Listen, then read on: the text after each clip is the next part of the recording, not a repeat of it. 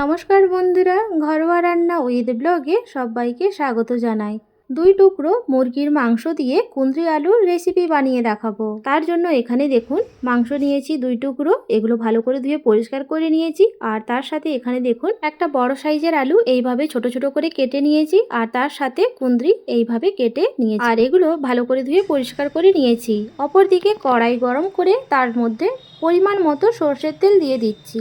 এরপর এর মধ্যে দিয়ে দিচ্ছি সামান্য হলুদ গুঁড়ো। দিয়ে দেওয়ার পর খুব ভালোভাবে নাড়াচাড়া করে নেব। নাড়াচাড়া করে নেওয়ার পর এর মধ্যে দিয়ে দিচ্ছি আগে থেকে কেটে রাখা আলুর টুকরোগুলো। দিয়ে দেওয়ার পর এর মধ্যে দিয়ে দিচ্ছি সামান্য লবণ। দিয়ে দেওয়ার পর খুব ভালোভাবে নাড়াচাড়া করে নেব, আর আলু হালকা লাল করে ভেজে নিতে হবে। এই পর্যায়ে দেখুন আলু হালকা লাল করে ভাজা হয়ে গেলে এগুলো এবার তেল থেকে তুলে নেব। আলুর টুকরোগুলো তুলে নেওয়ার পর ওই তেলের মধ্যে দিয়ে দিচ্ছি কুঁদরি। সমস্ত কুঁদরিটা দিয়ে দেওয়ার পর খুব ভালোভাবে নাড়াচাড়া করে নেব, আর এটাও হালকা লাল করে ভেজে নিতে হবে।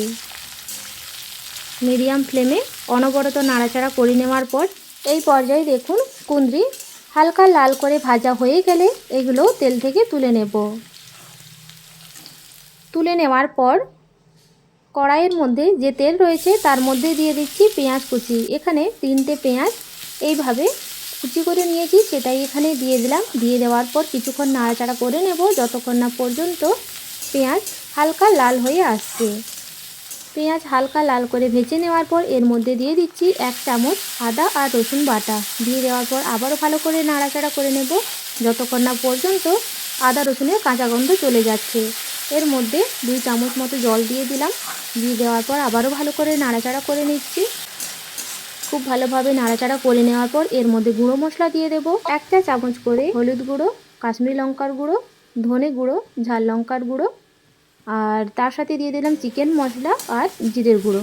সমস্ত মশলাগুলো দিয়ে দেওয়ার পর খুব ভালোভাবে নাড়াচাড়া করে নেওয়ার পর এর মধ্যে দিয়ে দিচ্ছি একটা টমেটো কুচি আর তার সাথে কাঁচা লঙ্কা। দিয়ে দেওয়ার পর আবারও ভালো করে নাড়াচাড়া করে নেব। এরপর এর মধ্যে দিয়ে দিচ্ছি স্বাদ অনুযায়ী লবণ। দিয়ে দেওয়ার পর খুব ভালোভাবে নাড়াচাড়া করে নেব যতক্ষণ না পর্যন্ত টমেটো খুব সুন্দরভাবে নরম হয়ে আসছে।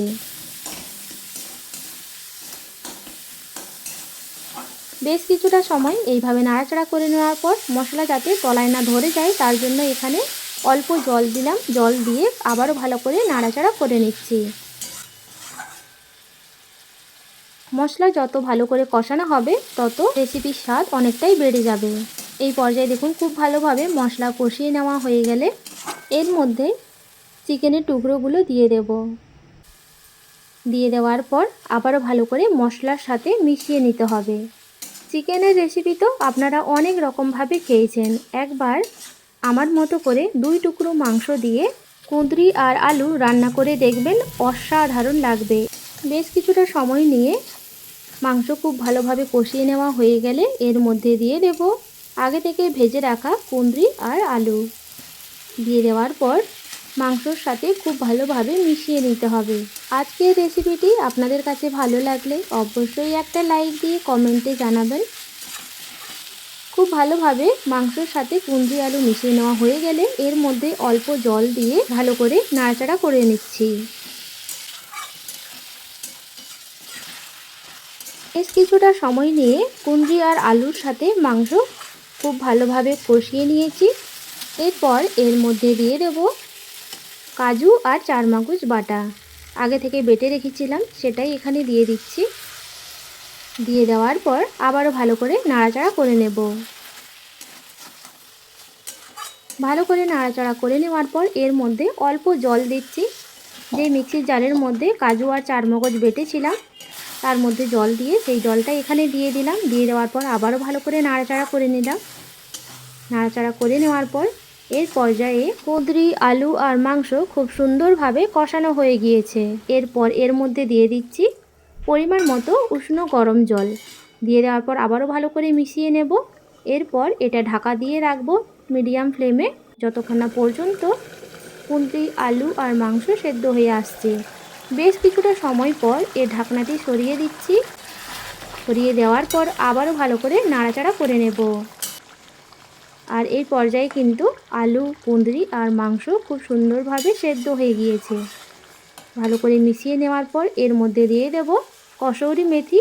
দিয়ে দেওয়ার পর আবারও ভালো করে নাড়াচাড়া করে নেব। খুব ভালোভাবে নাড়াচাড়া করে নেওয়ার পর গ্যাসের ফ্লেম অফ করে দেব। মাংস দিয়ে কুঁদরি আলুর রেসিপি পরিবেশনের জন্য একদম রেডি। রেসিপিটি দেখতে কতটা লোভনীয় হয়েছে তা আপনারা দেখে বুঝতেই পারছেন, আর খেতে কিন্তু দুর্দান্ত হয়েছিল। পছন্দসই খাবারের সাথে পরিবেশন করুন, অসাধারণ লাগবে। রেসিপিটি ভালো লাগলে অবশ্যই একটা লাইক দিয়ে কমেন্টে জানাবেন। আজ তাহলে এই পর্যন্ত, দেখা হবে নতুন একটা রেসিপি নিয়ে। সবাই ভালো থাকবেন, সুস্থ থাকবেন।